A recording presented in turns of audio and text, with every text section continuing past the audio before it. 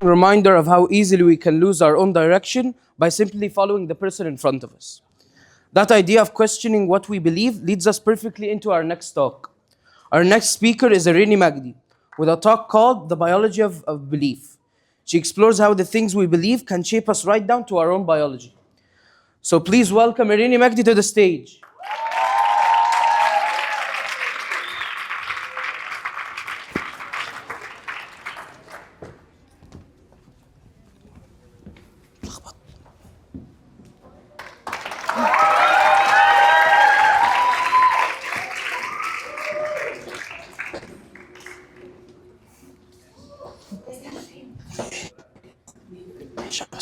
In 1979, psychologist Ellen Langer took 8 men in their 70s, men with stiff joints, fading eyesight, and weakening grip, and placed them all inside a monastery, completely redesigned to look, sound, and feel like they were 1959.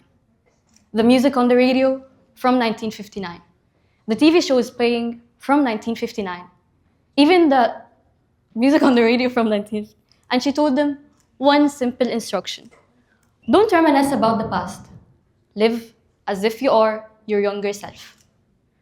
1 week later, independent judges looked before and after photographs and said these men looked physically younger. Their grip strength had increased, their vision had improved, even their joints became more flexible. Nothing about their DNA changed, no medication, no surgery, no special diet. The only thing that changed was what their minds believed about themselves. So here's the question. If 1 week of believing you're younger can reverse measurable signs of aging, what are your beliefs doing to your body right now, without your permission? Here's the problem. Most of us were raised to think of the mind and the body as two separate things. Thoughts live up here, and the body lives down here. We might say things like, it's just some stress, it's just in your head, think positively, as if our thoughts are just like clouds, floating by, harmless and disconnected from anything physical. But what if I tell you that your thoughts are not just thoughts? What if every belief you hold, every expectation you carry, and every story you repeat to yourself is sending direct chemical instructions to your cells, your immune system, and your genes? The challenge here isn't whether the mind affects the body or not. The real challenge is your mind is shaping your biology every single day without you even noticing it. And almost nobody teaches you how to use that power deliberately. We learn math, we learn science, we even learn how to drive a car. But nobody sits us down and says, here's how your beliefs are literally building or breaking your body. And here's what to do about it. There's a few concepts and ideas that will change how you see yourself.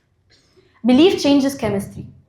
When people believe they're receiving a real treatment, even if it's fake, their brain automatically releases real chemicals like painkillers and dopamine that would actually make them to start to feel better.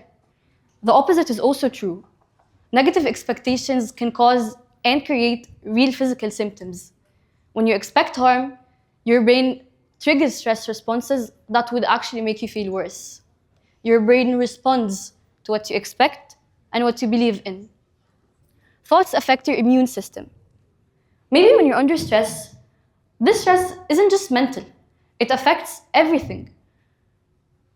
You just can say this stress will pass by a few hours or even days. But this stress makes your body releases hormones that weakens your immunity and increases inflammation. But feelings like safety, connection, and purpose, all these feelings activate the body's repair system. So your thoughts can either protect you or wear you down. Let me walk you through hard science. In some group, people were asked to imagine moving their fingers for weeks. No actual movement, just imagination. You'd expect nothing to happen, right? Me too. But surprisingly, their muscles got about 35% stronger. And while the real physical training ones about 53%. But the twist here is that the brain scans showed in both cases their brains activated the same motor areas. So it was as if the brain was training the body when the body wasn't even moving. Let me tell you a story about a man named Mr. Wright. In 1979, psychologist Bruno Klomfer published this remarkable medical case in some of the journals. Mr. Wright was dying. Tumors had spread throughout his body. His lungs were failing. Fluid filled his chest. His doctors had exhausted every medical treatment option. But Mr. Wright was lying, helpless in bed, given days to live. But then Mr. Wright heard a new experimental drug called the cribazone, and he became absolutely convinced it would save his life. His doctors managed to include him in a trial, even though he barely met the criteria because he was so close to death. And after his first injection, something happened that stunned the medical staff. Mr. Wright's tumors melted like snowballs on a hot stove, his doctor's exact words. His tumors shrank, his breathing improved. He even got out of bed and started walking around chatting with nurses. For 2 months, Mr. Wright was essentially symptom-free. But then, Mr. Wright read newspaper reports claiming that the cribazone was proving ineffective in clinical trials. And almost instantly, his condition collapsed. The cancer returned. His doctors watching this unfold decided to try something. They told Mr. Wright there's a new, super concentrated, double-strength version of the cribazone is arriving. We'll give you the improved formula. But then, they injected Mr. Wright with just saline. And again, also, the impossible happened. Mr. Wright's tumors disappeared. He came back to life, healthy and active. Until that one final report, claiming that the cribazone was completely worthless and ineffective. His beliefs shattered. The cancer returned. But this time, within days, Mr. Wright died. This story isn't a proof that belief can cure medicine, that belief can cure diseases or cancer or any other thing. But it shows something just as powerful. What you believe isn't just a thought. It's a set of chemical instructions your body obeys. And in this case, Mr. Wright's body followed these signals in both directions. I want to prove this to you right now. Not with a slide, not with a study, with your own body. Think of something stressful.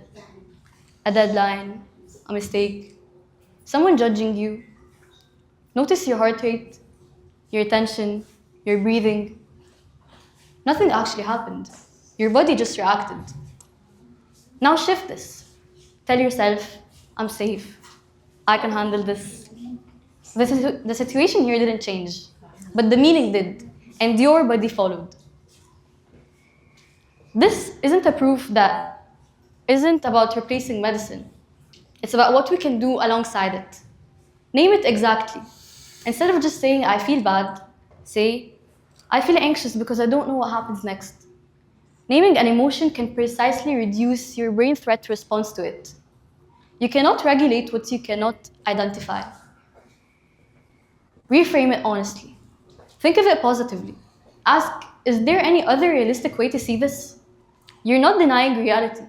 You're choosing your relationship to it. And finally, practice it daily. Your brain rewires through repetition.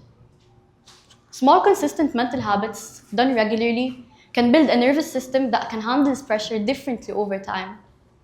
You cannot always control what happens to you, but you can train how your mind meets it. We live in a world of constant stress. And this stress isn't just mental. It affects your immunity, your energy, even your long-term health. But the same mind that creates that stress can also reduce it. For decades, people have repeated the same thing all over. Your experience of life is shaped by how you think of it. Your brain is not just observing your life, it's shaping it.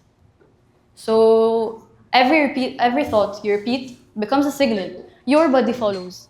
So choose carefully, because whether you realize it or not, your brain is always listening. Thank you.